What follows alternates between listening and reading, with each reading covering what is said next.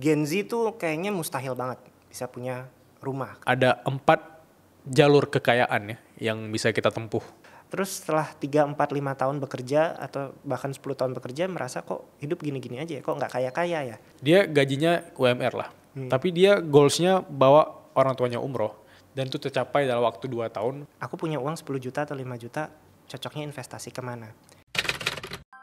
Halo semuanya, kembali lagi di podcast Suara Berkelas. Dan hari ini kita bakal ngomongin sesuatu yang sensitif banget, yaitu ngomongin uang. Dan kita ketemu langsung nih sama founder yang ngomongin uang. Selamat datang Ko Glenn. Thank you nih Bilal, udah undang aku ya, thank you for having me. Gimana perasaannya datang ke podcast dengan tema yang sangat FBI ini? Ya ini baru pertama kali sih ngelihat setup podcast yang unik banget, keren juga dengan lighting yang ya ini unik, baru pertama kali podcastnya setupnya kayak gini. Ini juga agak-agak tegang, agak-agak. Kita ngomongin uang karena. Ya, Oke. ya. Kenapa mulai ngomongin uang? Ada problem di pribadi atau gimana? Oke, sebenarnya banyak yang nanya ya tentang kenapa sih namanya ngomongin uang gitu. Sebenarnya kalau misalnya beranjak ya, ini aku bangun platform ngomongin uang udah 4 tahun. Ada di YouTube, Instagram, ada di TikTok juga.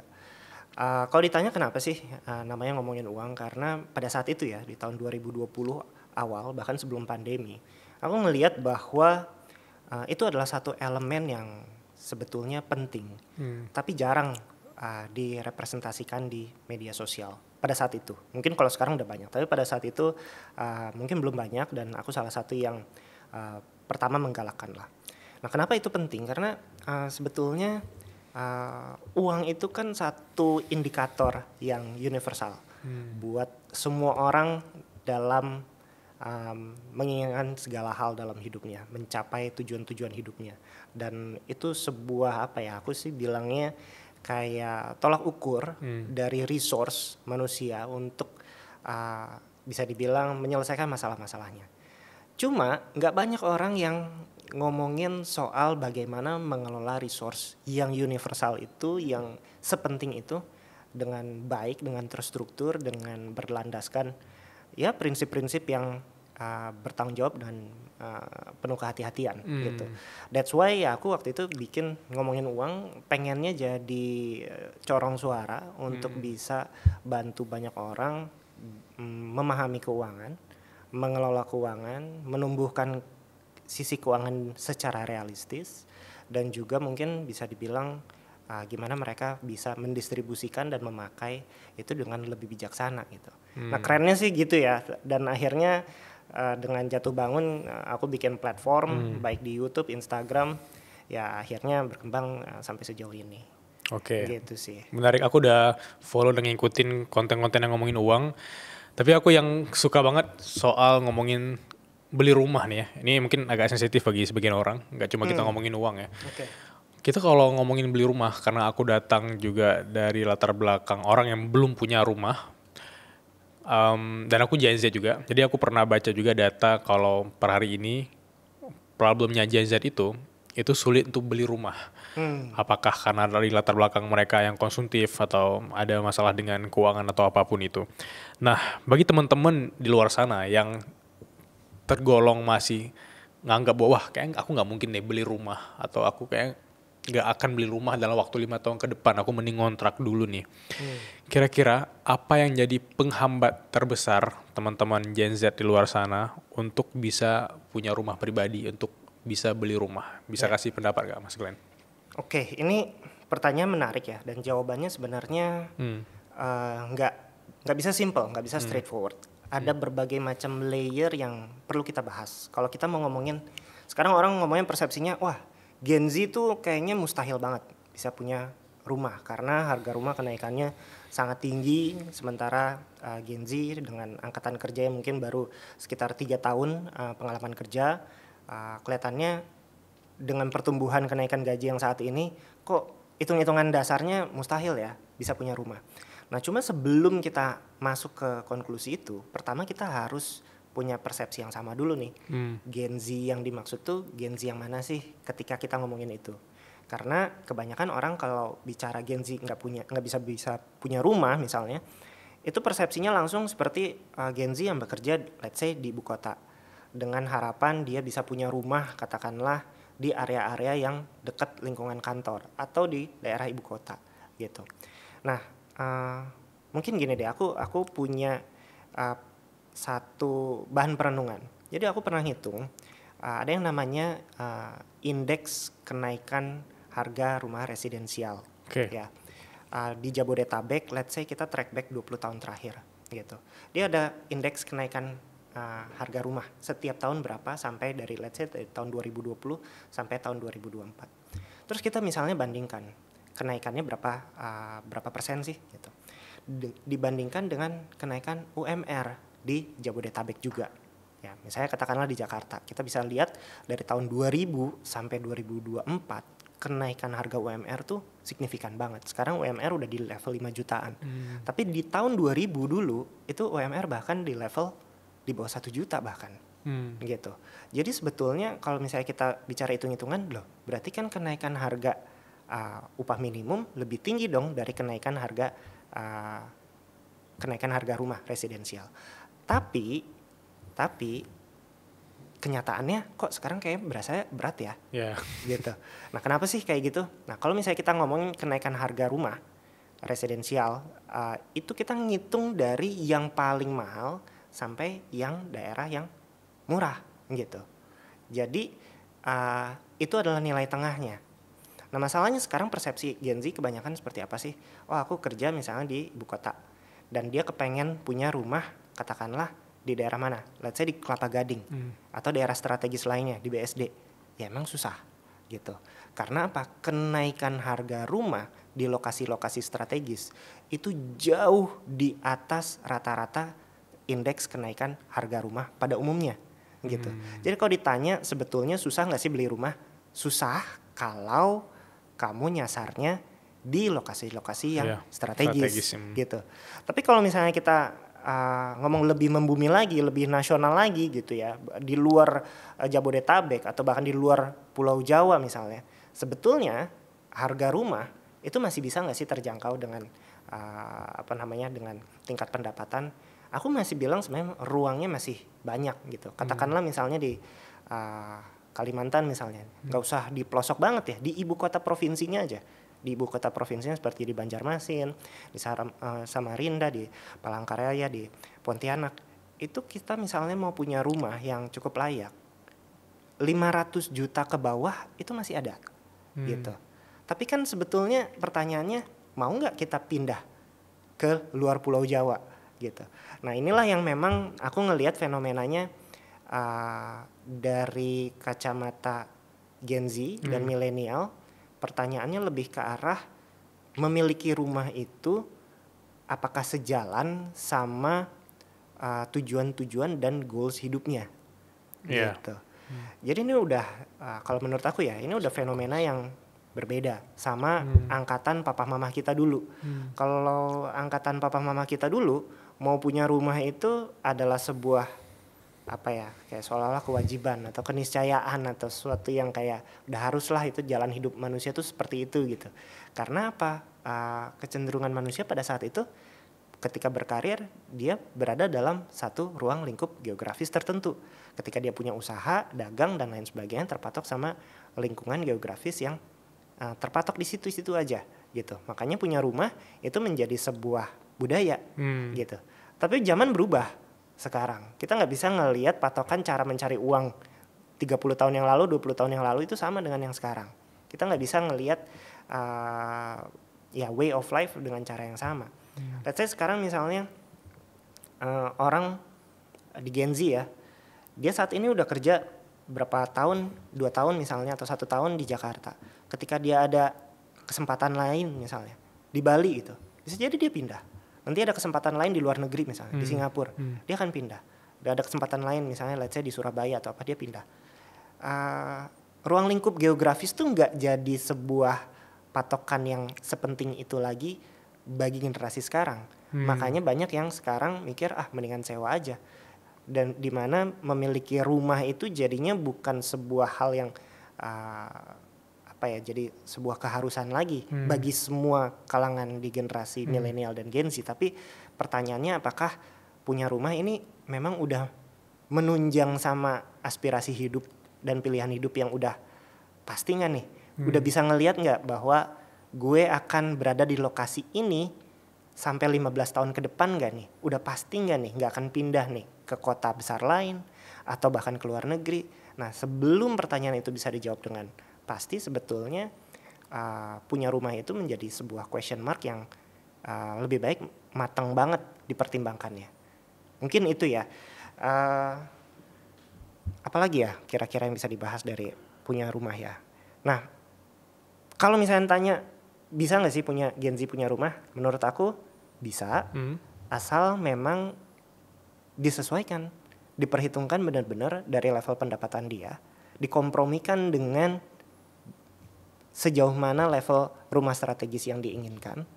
Dan kalau misalnya itu nggak sejalan, ya memang berarti belum saatnya gitu. Nggak bisa kita maksain, kita katakanlah Gen Z dia tinggal di misalnya bekerja di daerah Sudirman atau SCBD, baru 2 tahun pengalaman, dia pengen punya rumah katakanlah di area strategis di Jakarta, ya sulit. Kenapa? Karena mereka yang sudah angkatan milenial, angkatan Gen X lainnya yang sudah bersusah payah menabung, berinvestasi dan segala macam, itu gilirannya mereka gitu. Yes.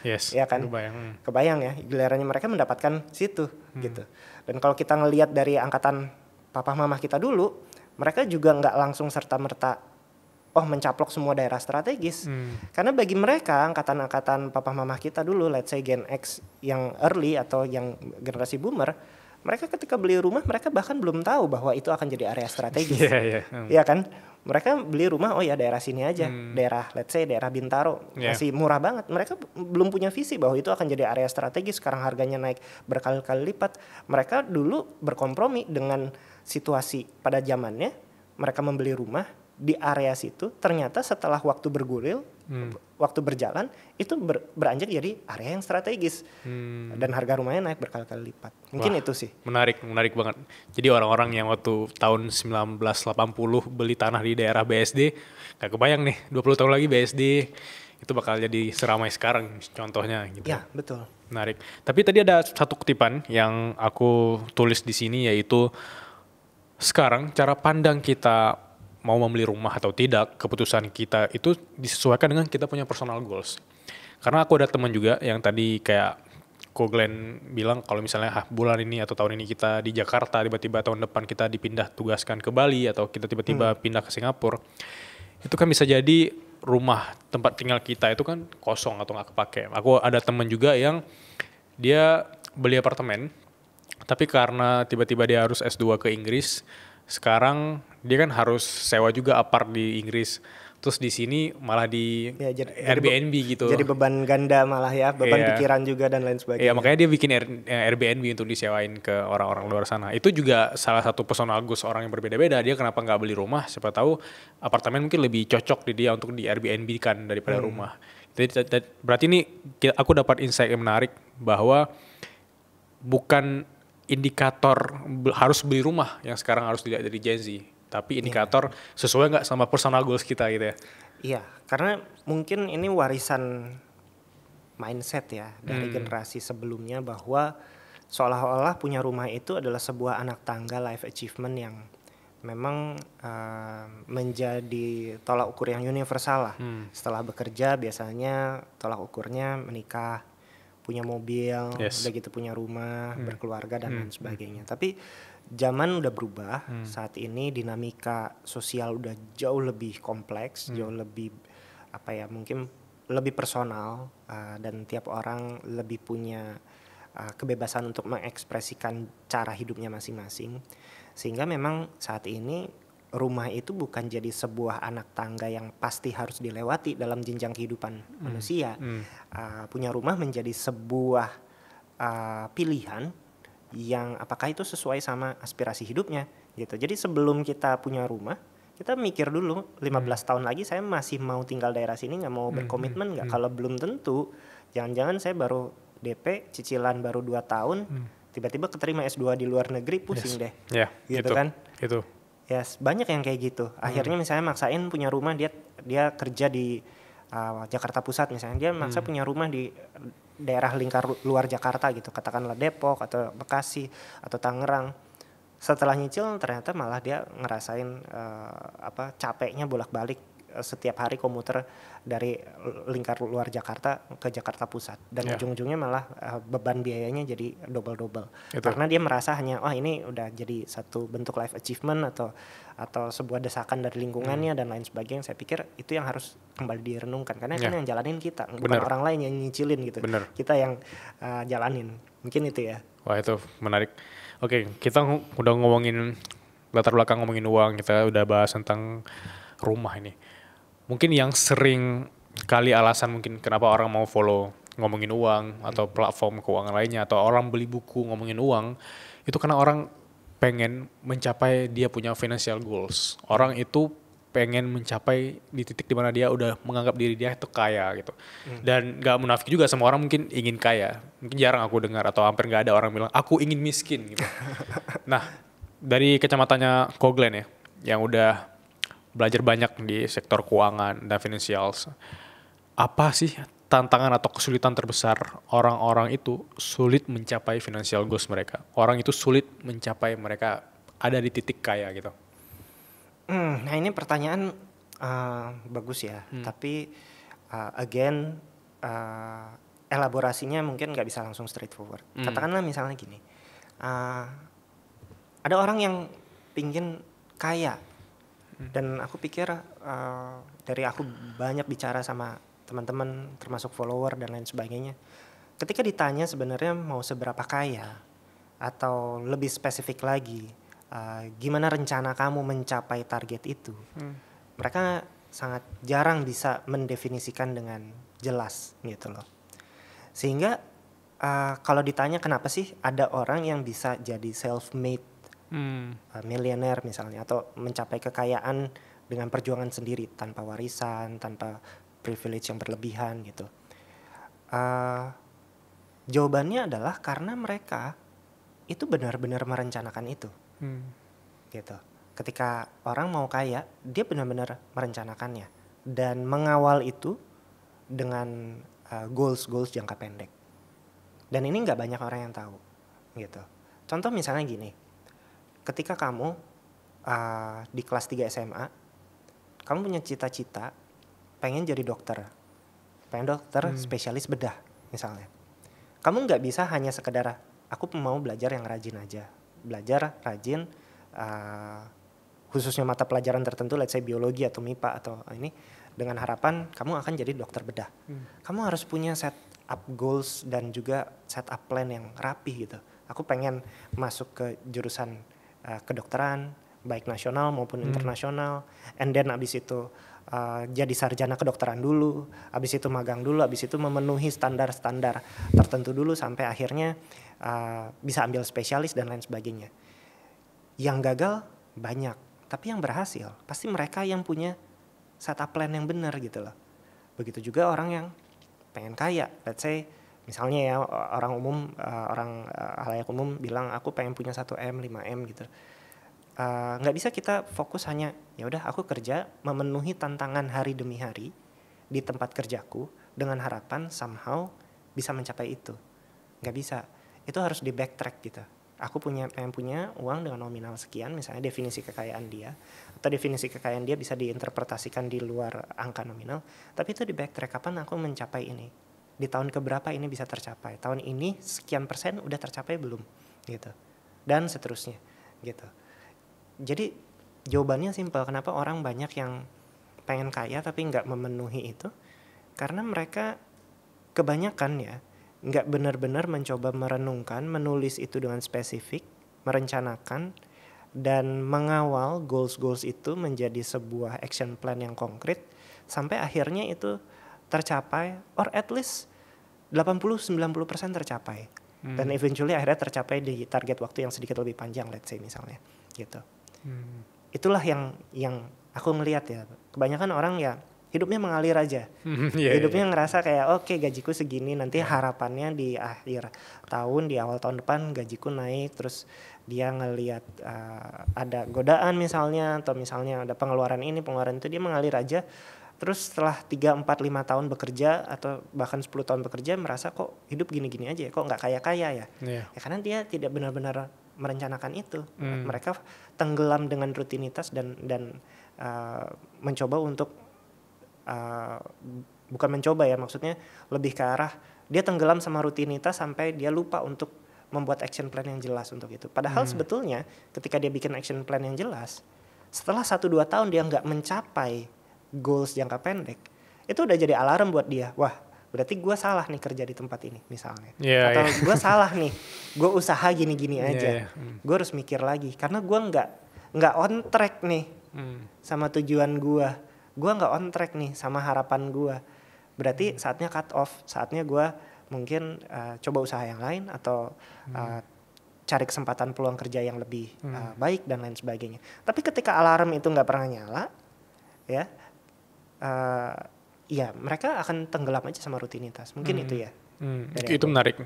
Karena banyak orang yang ngerasa bahwa untuk mencapai goals mereka, itu mereka hanya melihat dari satu sisi doang. Wah, mencapai goals nih. Tapi action plan-nya, terus kerangka-kerangka yang harus mereka tempuh itu nggak fokus ke sana. Kalau ada distraksi, misalnya bulan ini aku harus nabung 2 juta. Let's say gaji dia 8 juta per bulan.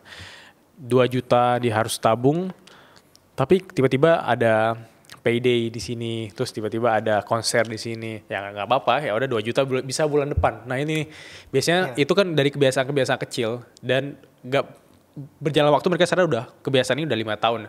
5 tahun kemana ya uang aku gitu. Nah itu aku notice banyak teman-teman aku yang akhirnya jatuh ke pinjol. Akhirnya mereka jatuh ke hutang ke sana sini ke teman-teman, gali lubang tutup lubang. Itu salah satu kebiasaan kecil ya, maksudnya yang mereka tuh kayak ya udah avoid gitu. Ya. Aku suka banget bagian itu. Aku udah baca bukunya Ko Glenn yang ngomongin uang. Itu aku suka di bagian ada 4 jalur kekayaan ya yang bisa kita tempuh. Oh iya. Itu 4 jalur kekayaan yang bisa kita tempuh. Bisa spill nggak ke teman-teman di sini? Karena menurut aku 4 jalur kekayaan ini selama ini aku cuma sadar 2 hal doang dari 4 itu. Oke.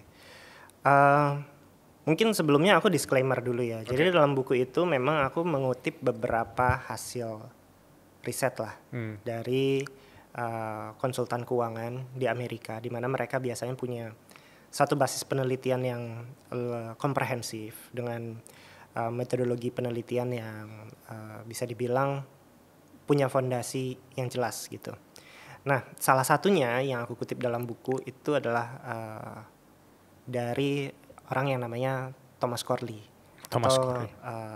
Ininya biasa disebutnya Tom Corley gitu. Lebih akrab dipanggilnya Tom Corley.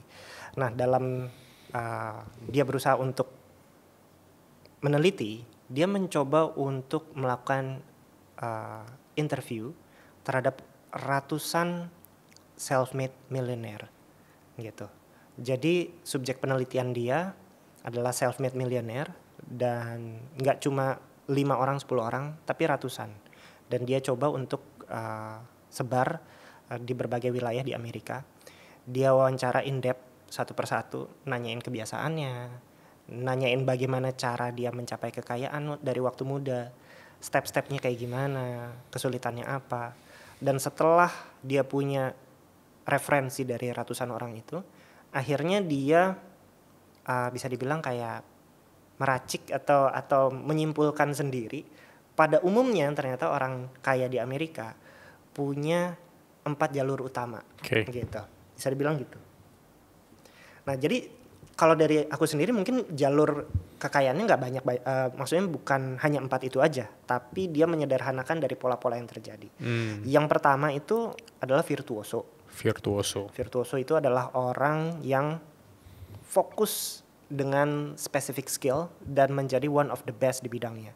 Contohnya ya kayak dokter bedah, pilot, atau misalnya selebriti artis, musisi, engineer, yang akhirnya dia dibayar karena ekspertisnya yang langka, yang gak banyak orang bisa sediakan. Dan dia benar-benar fokus mengembangkan spesifik skillnya itu. Gitu. Dan di situ banyak klien-kliennya si Tom Corley ini ternyata kalau dia bedah lebih dalam dari mana asal sumber kekayaannya dia, ternyata dari bayaran-bayaran sebagai expertise yang memang benar-benar top of the top di bidangnya itu di Amerika. Dan itu bisa banyak banget, dari menjadi chef ternama, dari mulai jadi ya macam-macam lah gitu. Nah, yang kedua itu adalah yang dia sebut company climber. Company climber. Ya, company climber ya basically orang yang ternyata fokus mengejar karir secara profesional di perusahaan-perusahaan let's say top multinasional ya, di Forbes 500, dan benar-benar mencapai posisi-posisi strategis, posisi-posisi tinggi gitu. Jadi dia bukan orang yang fokus di spesifik skillnya, tapi dia fokus dengan kemampuan-kemampuan yang lebih generik, kemampuan leadership, manajerial, kemampuan bagaimana dia bisa drive bisnis tempat dia bekerja untuk mencapai goals yang lebih tinggi gitu. Nah, itu adalah pola-pola yang dia dapetin. Ternyata itu jalan yang kedua. Jalan yang ketiga itu the saver dan investor. Nah, mereka itu adalah orang-orang yang memang fokus untuk compounding uangnya dengan cara berinvestasi, menabung, berhemat, dan lain sebagainya.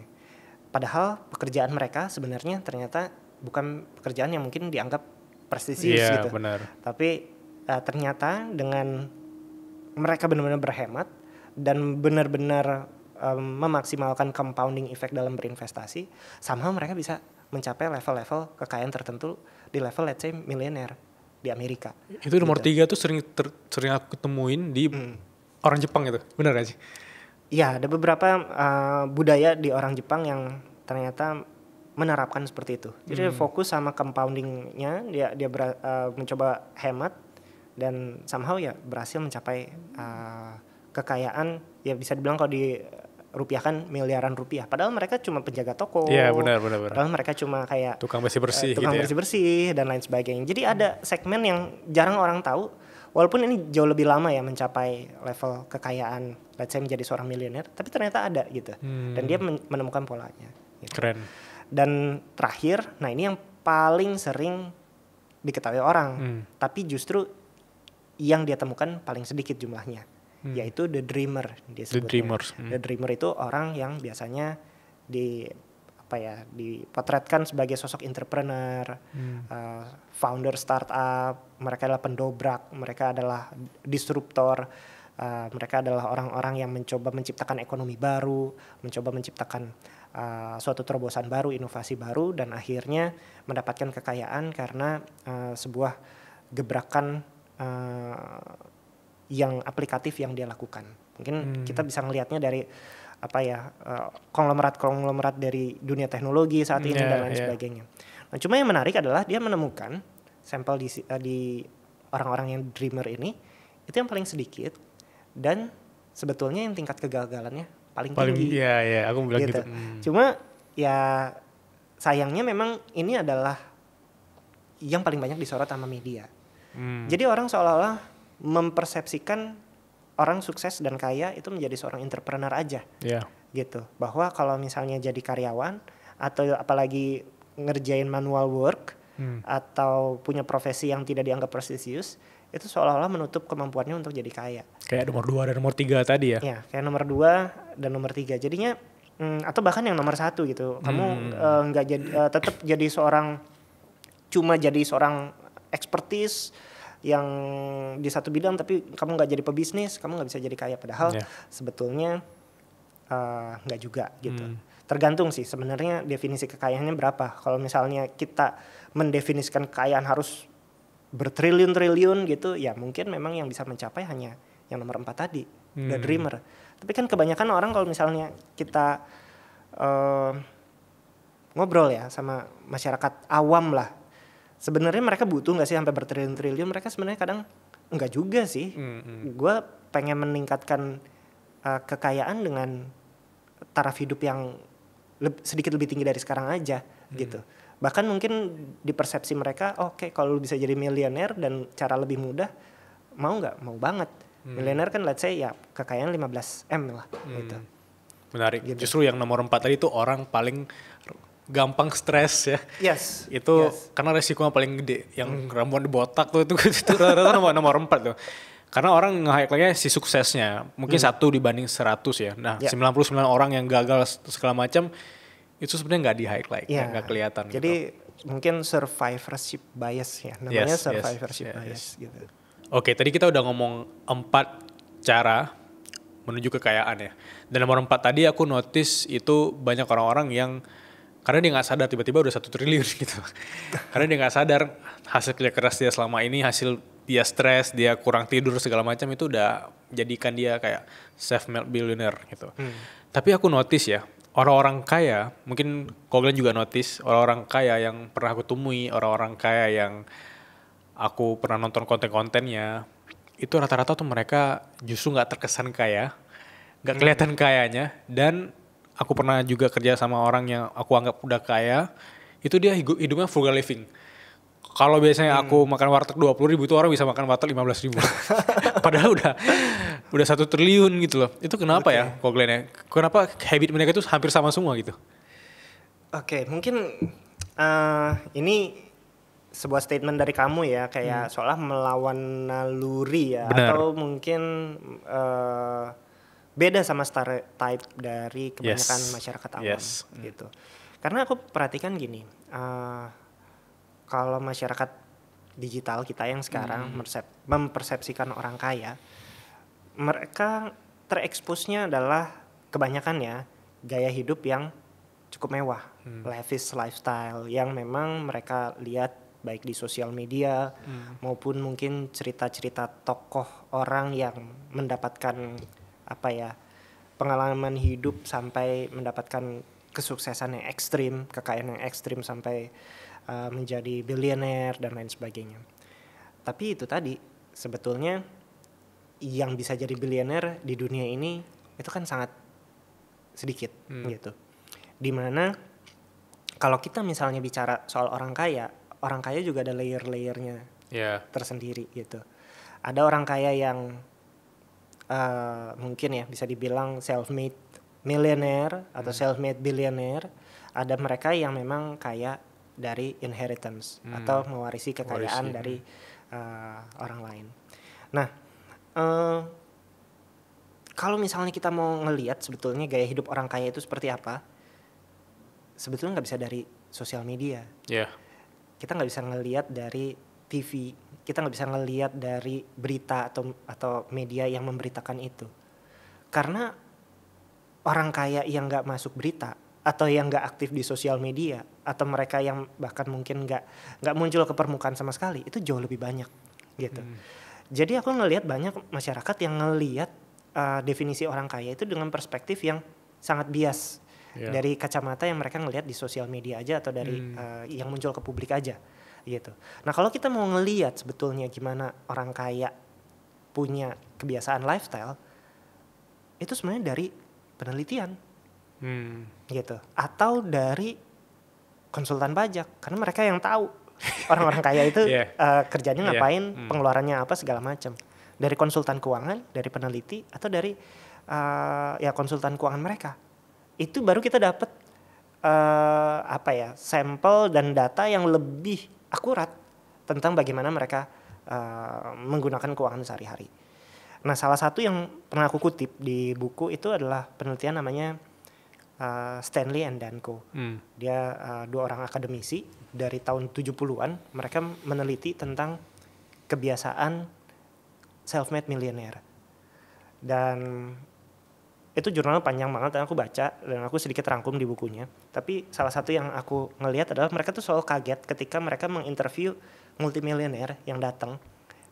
Itu ternyata punya kebiasaan hidup yang nggak beda jauh atau jauh di bawah level pendapatannya mereka gitu. Dan itu menjadi pattern yang berulang-ulang. Loh, si ini bukannya dia punya mansion di mana gitu, atau dia ini bukan punya gedung di Manhattan, New York dan lain sebagainya yang jumlahnya udah sangat fantastis dan lain sebagainya, tapi kok dia datang dengan pakaian yang sederhana, request makanan minum dengan style yang sangat sederhana, dan menceritakan kehidupan sehari-harinya dia juga ya mungkin above average ya, tapi jauh di bawah level pendapatannya mereka gitu. Dan itu menjadi salah satu ciri khas yang akhirnya mereka temuin dari self-made millionaire. Ternyata self-made millionaire itu punya satu ciri khas yang sama. Mereka punya kebiasaan spending jauh di bawah di level pendapatannya mereka. Gitu. Itu jadi habit self-made millionaire yang benar-benar kentara banget, jelas banget dan selalu terulang polanya. Gitu. Sementara mereka juga ngelihat pola yang berbeda didapat dari kategori orang yang lain, yaitu yang mereka sebut high earners, not rich yet. Gitu. High earners, not rich yet. Ya, atau disingkat Henry biasanya. Oh iya, aku mau singkat ya, Disingkatnya Henry di buku itu. Jadi mereka menemukan kategori orang yang punya pendapatan tinggi, yang sebetulnya dengan pendapatan itu dengan sangat mudah mereka harusnya bisa mencapai status miliuner, tapi ternyata nggak bisa jadi miliuner. Mereka ternyata tenggelam dalam lavish lifestyle, mereka tenggelam sama gaya hidup yang boros dan lain sebagainya, dan utangnya banyak, dan kejar-kejaran sama target dia tiap bulan, pekerjaan, stress levelnya tinggi, dan kebanyakan gak bahagia dan lain sebagainya. Itu karena ya mereka ternyata nggak mencapai level mereka bekerja dengan sangat keras, mencapai level pendapatan tinggi, tapi nggak pernah mencapai sebuah level mungkin bisa dibilang level aset di mana membuat mereka nyaman dan bisa tidur nyenyak gitu. Gitu. Wah, itu menarik. Karena ibaratnya kalau kita punya gaji 5 juta per bulan, tapi untuk nabung 1 juta itu mungkin normal ya. Ini bayangin ada orang yang pendapatan per bulannya 1 miliar, tapi dia cuma spend 10 juta. Ya itu lumayan ekstrim, tapi ada aja sih.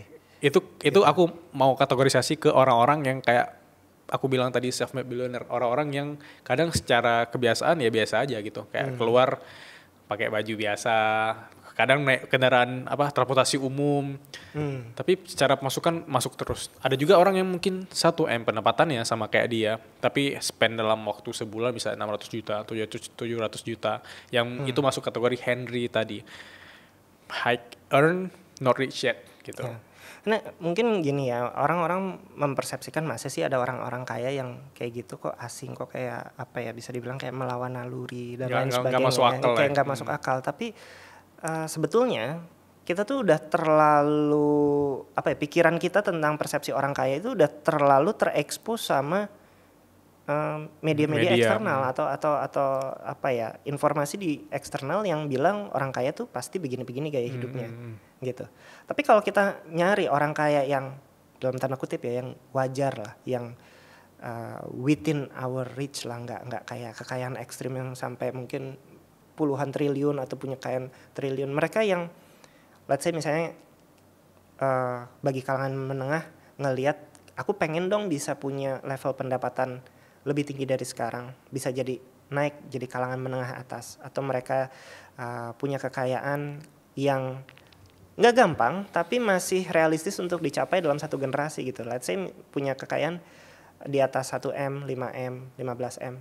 Ternyata gaya hidupnya itu nggak bisa dipotret dengan level yang sama dengan dunia selebriti atau dunia showbiz yang punya Ferrari dan lain sebagainya, yang punya mobil mewah gitu. Orangnya mereka punya kekayaan di bawah 100M, itu kan sesuatu nilai kekayaan yang mungkin bisa dibilang nggak ekstrim, tapi lebih menjadi target yang wajar gitu, dibandingkan kita punya target, aku pengen jadi Bill Gates, aku pengen jadi punya kekayaan kayak Pak Hartono. Itu bisa dibilang unlikely lah orang bisa mencapai level kekayaan seperti itu. Ada ya, tapi memang unlikely. Nah kalau misalnya masyarakat awam ingin menargetkan level kekayaannya, jangan look up ke kasus-kasus kesuksesan yang terlalu ekstrim seperti itu. Justru yang kita lihat adalah bisa dibilang teman kita, tetangga kita, atau orang kalau di Amerika bilang kayak my neighbor yang millionaire gitu. Itu kita ngelihat gaya hidupnya, kita ngelihat cara mereka mencari uang, keputusan mereka itu menjadi sesuatu yang lebih realistis untuk dikejar.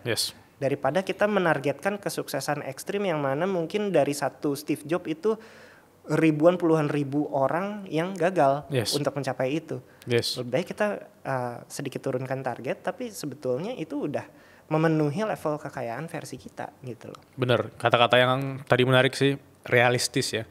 Karena bisa jadi orang nggak dapat privilege di mana seorang Bill Gates sekolah di yang ada komputernya. Mungkin kita berangkat dari titik yang sangat berbeda gitu. Kita berangkat dari daerah mungkin, atau aku juga relate sama yang tadi Koglen bilang, ada orang di kampung aku itu, ya dia lulusan SMP, tapi aku bisa kategorisasi nih orang secara kebiasaan ya biasa-biasa aja, dia ke sawah juga.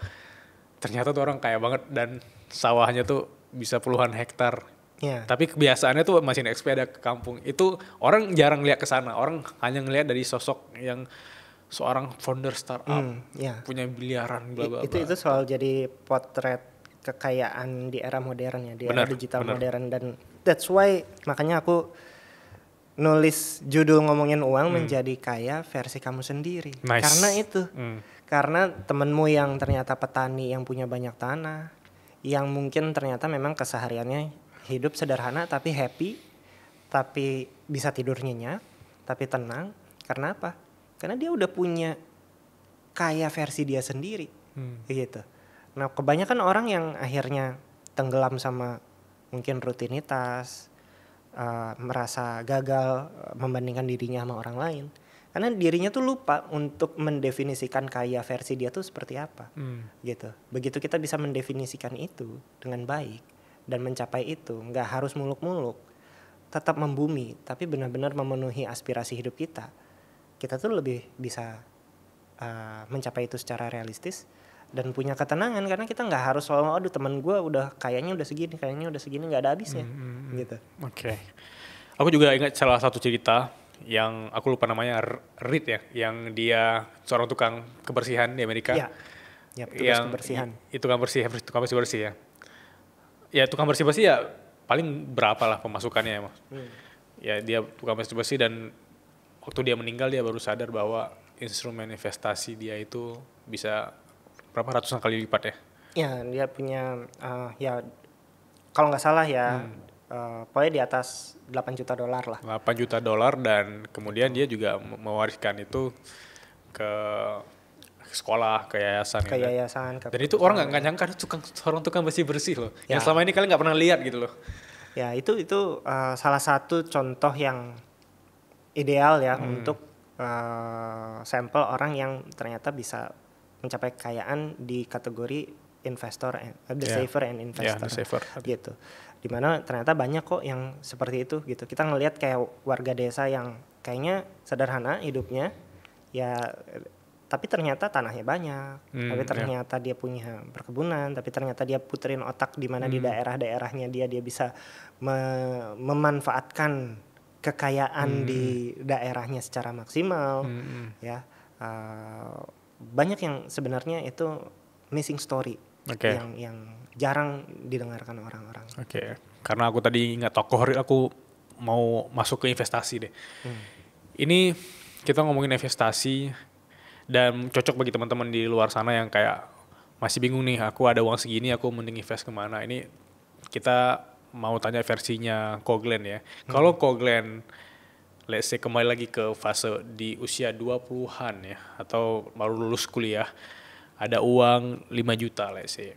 Seorang Koglen itu bakal mulai melihat investasi mana nih yang cocok dari kacamatanya Koglen. Mungkin ini cocok juga bagi teman-teman yang nol banget, belum tahu. Karena di luar sana banyak nih, ada yang bilang emas, ada yang bilang Bitcoin, ada yang bilang saham atau apa. Sebetulnya gini ya, jadi kalau misalnya kamu nanya ke 10 orang investor atau pebisnis atau orang yang udah mengenal dunia keuangan dengan baik, investasi yang baik itu apa? Kemungkinan kamu akan mendapatkan 10 jawaban yang berbeda juga. Gitu.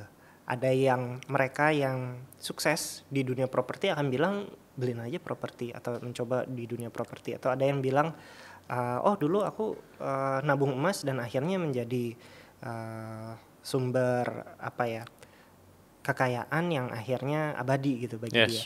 Ada yang di saham gue bisa generate money jauh lebih tinggi, ada yang bilang di kripto dan lain sebagainya. Jadi kalau misalnya aku bilang investasi itu cocok-cocokan dan personal banget sifatnya. Cocok-cocokan itu kayak gimana sih? Satu hal yang aku perhatiin, kebanyakan orang secara intuitif akan mulai bertanya, aku punya uang 10 juta atau 5 juta, cocoknya investasi kemana?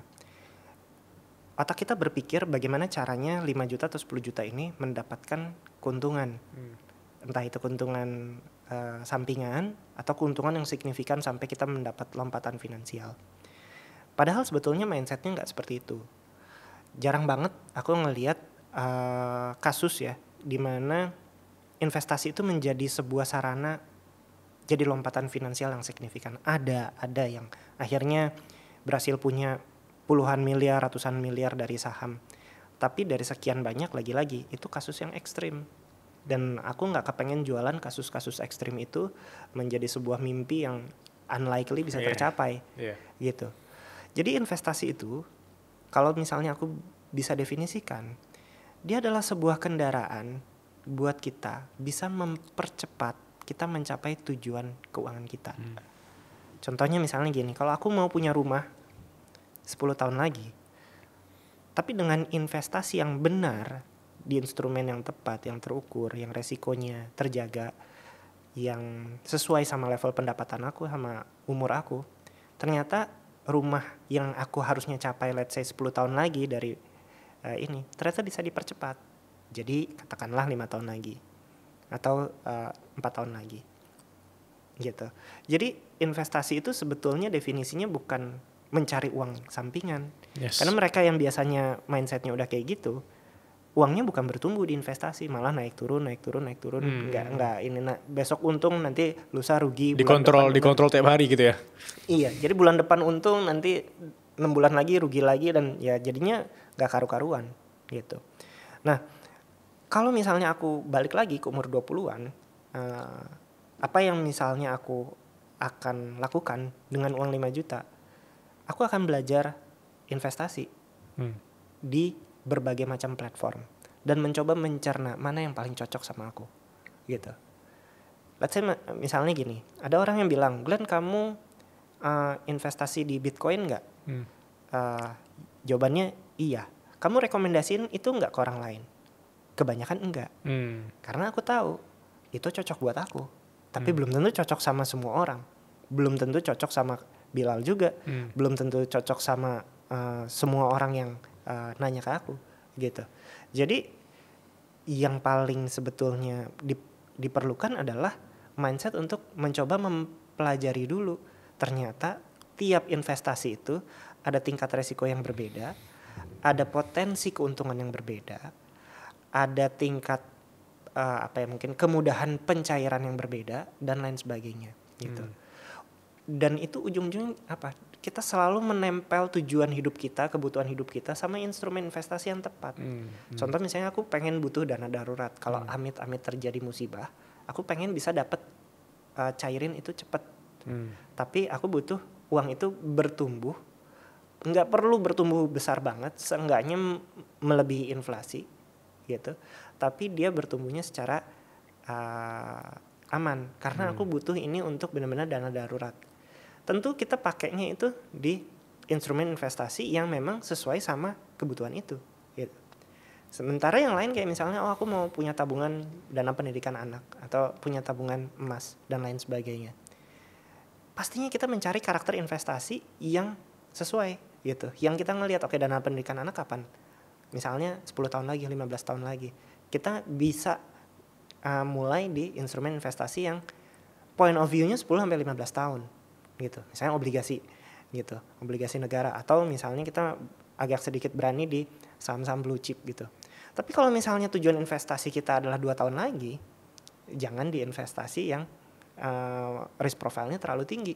Karena apa? 2 tahun lagi ternyata dia bukan di masanya lagi naik, kita lagi butuh butuh dananya, nggak terpenuhi tujuan kita.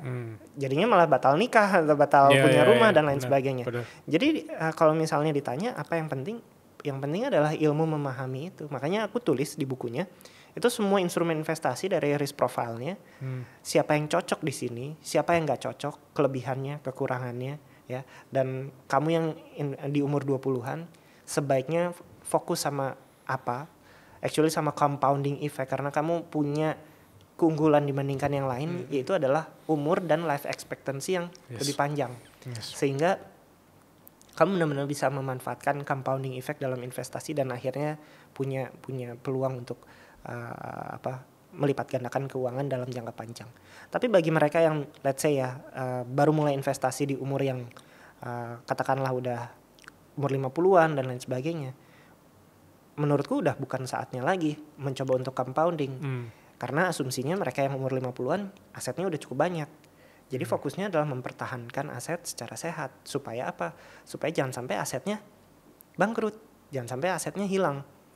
Jadi taruhlah investasi di tempat di mana dia bisa benar-benar menjaga level kekayaannya sampai dia pensiun. Sampai dia bisa pensiun dengan tenang. Karena kan umur manusia kan kita gak hidup selamanya. Yes. Jadi kita harus selalu mengukur diri kita sama life expectancy kita. Katakanlah di Indonesia let's say di 75 tahun gitu.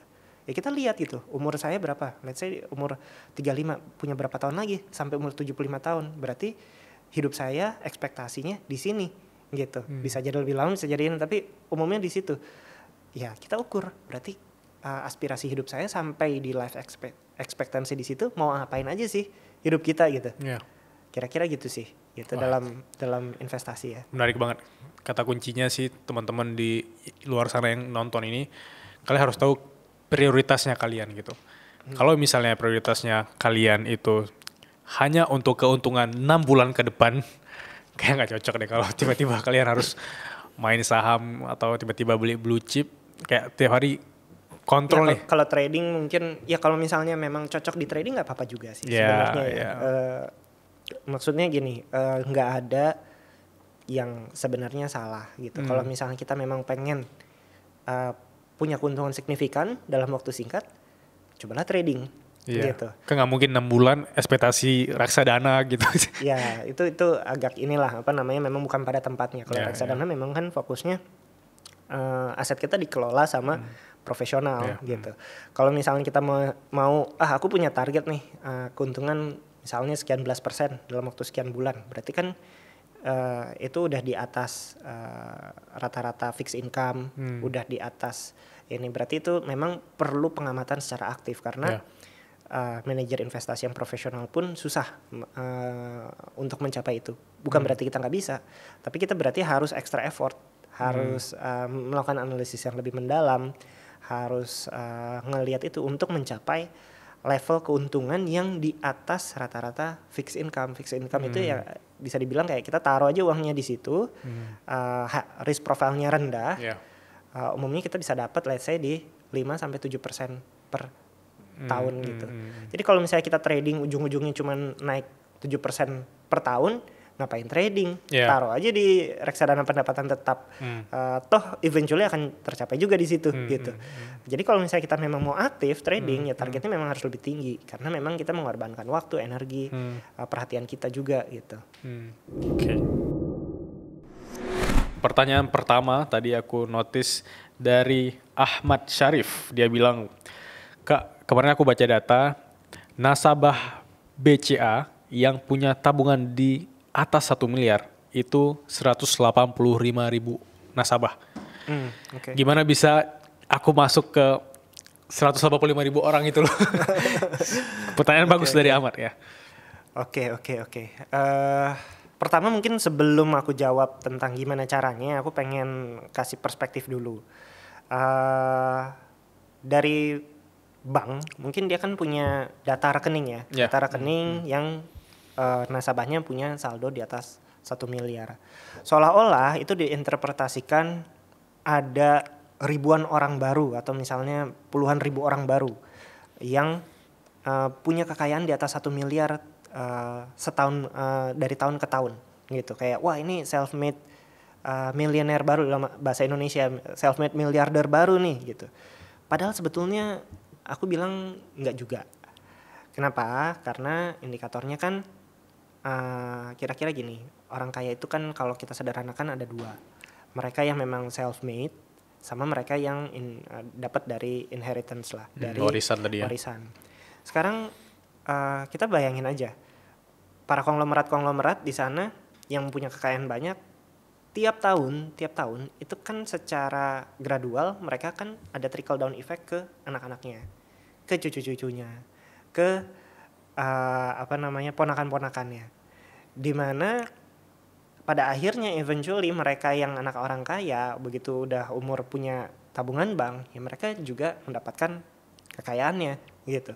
Jadi pertumbuhan saldo rekening yang naik, jumlah rekening yang naik di atas 1 miliar itu jangan dipersepsikan oh ini self made semua gitu. Karena bisa jadi bahkan sebagian besar diantaranya itu adalah warisan dari anak-anak orang kaya itu yang saldo tabungannya bertumbuh gitu. Nah, gimana caranya mencapai itu? Sebetulnya kita harus mengukur diri kita secara realistis. Aku kan nggak tahu tadi siapa Ahmad. yang nanya, Pak Ahmad. Mas Ahmad itu dia level pendapatannya sekarang berapa? Gitu. Kemudian dia saat ini misalnya pengeluarannya berapa? Gitu. Profil investasinya kayak gimana? Terus profesinya apa yang bisa dikembangin? Semua itu baru bisa benar-benar kita capai kalau kita tahu, paham kondisi kita dulu. Dan ini semua buat teman-teman penonton juga gitu. Sama kayak misalnya kayak orang pengen ke dokter tapi dia bilang aku pengen sembuh, tapi dia nggak jelasin dulu penyakitnya apa. Gitu. Dia nggak jelasin dulu misalnya ya dia punya penyakit pengeluarannya boros, level pemasukannya berapa, profesinya apa yang bisa dia kembangin, apa yang bisa dia hemat. Nah biasanya nih para konsultan keuangan yang tersertifikasi, ya mereka lah yang benar-benar punya kemampuan dan kapabilitas untuk melihat itu dan mengukurnya dan akhirnya bikin action plan yang jelas, bantu bareng-bareng punya action plan yang jelas gitu. Jadi bukannya aku nggak mau jawab ya, cuma memang datanya terlalu dikit aja gitu. Aku pengen kaya, tapi sebelum itu benar-benar harus kita self evaluasi diri kita dulu, baru kita akhirnya bisa mencapai itu gitu. Baru ada action plan yang jelas. Karena kalau dia penghasilannya let's say ya 10 juta, 20 juta, 5 juta itu udah punya action plan yang beda. Kalau dia umurnya 25 sama umurnya 35 mencapai 1 miliar beda juga gitu. Kalau misalnya dia punya tanggungan, dia udah berkeluarga, dia udah kalau dia punya utang atau nggak punya utang sama sekali, action plan-nya beda, journey-nya udah beda. Kalau dia sandwich gitu. Generation lebih beda lagi gitu. Jadi pertanyaannya ya memang itu satu bentuk. Jadi aku jawab dalam bentuk perenungan aja ya, bahwa kita ketika mau mencapai sesuatu ya memang harus evaluasi diri kita dulu, dan yang paling punya kapabilitas ya konsultan keuangan. Dia ngelihat level pemasukan kita berapa, utang kita berapa, expense kita berapa, dia lihat profil risiko kita dan dia cobain gimana caranya mencapai itu, goal-goal tertentu, misalnya goalnya menikah, punya anak, atau goalnya punya rumah, goalnya punya bisnis kedua dan lain sebagainya gitu. Itulah perannya mereka gitu. Oke, menarik. Aku move on ke pertanyaan kedua. Semoga menjawab Mas Ahmad. Ya. Oke. Dari Azam ya. Dia bilang, kok Glenn, aku pengen banget bisa kelola uang karena aku orangnya sangat-sangat konsumtif. Wah, ini mirip sama pertanyaan ketiga dari Mahmud juga. Dia bilang, bagaimana cara menahan nafsu agar tidak konsumtif dalam pembelian? Karena aku setiap hari kalau ada live di e-commerce ini, aku selalu check out gitu. Ini pertanyaannya mirip antara Azam dan Mahmud, tapi kita bisa jahitin dari persepsinya Ko Glenn. Silakan. Mungkin jawab dulu ya basic mengelola keuangan. Jadi secara umum nih dalam dunia perencanaan keuangan itu ada prinsip-prinsip dasar mengelola keuangan. Biasanya disebut piramida keuangan gitu. Piramida keuangan ini kalau kita lihat piramida itu kan adalah sebuah bangunan yang sangat kokoh, makanya bisa sampai ribuan tahun dia nggak kolaps gitu. Kenapa? Karena dia punya fondasi yang bagus, berundak-undak. Fondasi bawah memperkuat fondasi di atasnya, fondasi di tengah memperkuat fondasi di atasnya dan seterusnya. Nah sebenarnya itu juga sama dengan keuangan. Dalam keuangan, ketika kita mau mengelola keuangan yang baik, pertama kita harus punya pendapatan dulu yang rutin. Karena itu masalah paling dasar. Kebanyakan orang gak punya pendapatan rutin. Harus rutin dulu. Rutin tuh bukan berarti sama terus ya. Tapi tiap bulan dia udah gak bingung soal tagihan kanan kiri. Dia udah punya level pendapatan yang cukup untuk memenuhi kebutuhan dasar. Itu udah level basic dulu. Sebelum kita mencapai itu, jangan mikir soal investasi, jangan berpikir untuk trading supaya kaya dan lain sebagainya. Nah level naik ke atasnya lagi itu dia punya positive cash flow, dia punya pendapatan yang secara rutin lebih besar dari pengeluarannya dia. Kan kadang-kadang kayak bulan ini pengeluaranku lebih banyak, bulan depan pemasukan lebih banyak dan seterusnya. Kita berusaha mencapai level di mana positive cash flow dulu, di mana pendapatan kita lebih besar dulu dari pengeluaran. Itu aja dulu dicapai, setahun bisa nggak gitu, tanpa dengan rasio utang yang sehat dan lain sebagainya. Kalau itu udah tercapai, cek lagi rasio utang kita sehat nggak. Jangan sampai melebihi katakanlah 30% dari pengeluaran kita. Nah itu 30% itu udah mentok banget ya, sebaiknya jangan gitu. Kalau bisa jangan ada utang konsumtif dulu, misalnya kalau masih muda gitu. Nah habis itu baru masuk ke ketahanan finansial, di mana kita bisa nggak memitigasi potensi resiko musibah yang terjadi. Jangan sampai kita udah punya tabungan dikit-dikit tapi begitu kita kecelakaan amit-amit atau kena sakit berat tiba-tiba habis semua. Jadi ada dana darurat dulu. Dana darurat sebaiknya 6-12 kali level pengeluaran kita, di mana itu diinterpretasikan ya ada ininya ya, kalau misalnya udah berkeluarga sebaiknya lebih tinggi gitu. Habis itu sebaiknya kita memitigasi potensi terjadinya kebangkrutan. Ada orang yang kayak udah kerja bertahun-tahun, punya tabungan let's say 300 juta, gara-gara satu musibah habis semuanya, hancur gitu. Karena penyakit berat semuanya habis. Makanya penting banget kita memitigasi resiko adanya asuransi gitu. Kalau ada asuransi artinya kita melimpahkan potensi resiko itu ke orang lain, dalam hal ini perusahaan asuransi. Nah itu adalah level fondasi yang kuat dulu gitu. Baru habis itu mencapai tujuan keuangan, baru habis itu mencapai multiplier effect, pertumbuhan aset dan akhirnya mewariskan kekayaan. Itu adalah fondasi-fondasinya dan itu adalah selalu jadi dasar pengelolaan keuangan. Kita udah selesai belum di level dasar? Kalau belum jangan langsung naik, jangan langsung mau investasi, trading dan lain sebagainya. Naik dulu satu level berikutnya, naik lagi gitu. Nah, lanjut ke pertanyaan selanjutnya. Tadi dibilang gimana sih aku kok kayaknya boros banget gitu, impulsif banget gitu. Impulsif banget dan lain sebagainya. Nah, itu sebenarnya kalau misalnya aku sederhanakan ya, kenapa sih banyak orang impulsif? Kenapa banyak orang yang akhirnya sedikit-sedikit tergoda, akhirnya uang keluar aja. Satu hal yang mungkin aku garis bawahi adalah mereka tuh nggak punya tujuan jangka panjang.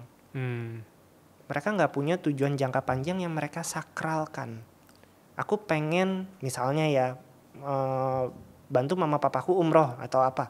Aku pengen bisa punya rumah dengan spek tertentu. Aku pengen bisa hidup di luar negeri, anak-anakku dan lain sebagainya. Atau apapun goal finansial kita yang benar-benar strategis, yang tujuan jangka panjang, yang kita sakralkan, yang memang menjadi aspirasi hidup kita.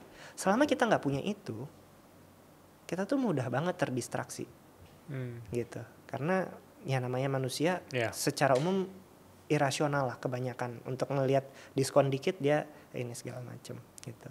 Nah tipsnya gimana? Tipsnya mungkin bisa kita satu, belajar punya goals jangka panjang atau jangka menengah dulu deh. Jadi kita bisa menahan diri dari situ. Kedua, dari level pemasukan kita selesaikan dulu kewajiban-kewajiban kita. Menabung dana darurat, habisin dulu. Untuk asuransi selesaiin dulu. Untuk memastikan kebutuhan dasar selesaiin dulu. Kalau ada sisa baru silahkan pakai. Jadi kadang ada yang bilang ya udah kita nikmati sisa uang kita gitu. Jadi kayak kita kalau dapat pemasukan itu bukan investasi atau misalnya hal-hal yang sifatnya didahulukan ya gitu, tabungan dana darurat itu bukan belakangan tapi diduluin dulu. Kewajiban-kewajiban finansial kita habisin dulu begitu kita dapat gaji. Ada sisa baru silahkan kalau mau enjoy life dengan yang tersisa itu. Jadinya kita disiplin secara keuangan. Mungkin itu sih dari aku.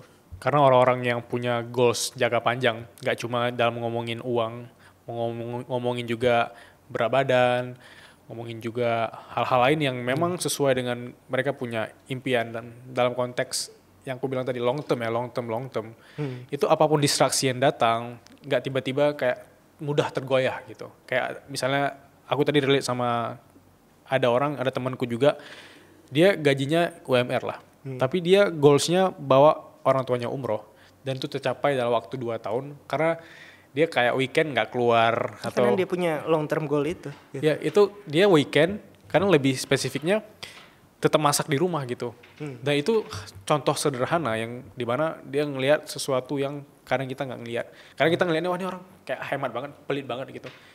Tapi dia tetap kekeh dengan dia punya pendirian. Tapi ada orang yang kadang kayak tergoyah dikit demi nggak enakan menjaga persepsi dengan teman-teman. Ya udah kalau hari ini ngopi gitu.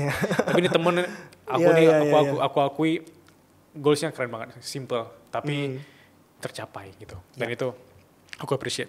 Oke, karena aku udah baca buku ngomongin uang. Jadi bagi teman-teman yang juga mau baca buku ngomongin uang dari Ko Glenn ini, aku jujur sih ini sangat-sangat membantu aku karena jujur aku dari orang tua juga kalau ngomongin uang tuh kesan sensitif banget ya sama orang tua. Jadi aku banyak belajar dari eksternal dan aku izin tanda tangan langsung dari penulisnya. Waduh. Oke. Thank you loh. Ini teman-teman saksi di sini. Apresiasinya. Oke. Itu kalau boleh tahu nulisnya berapa lama ya?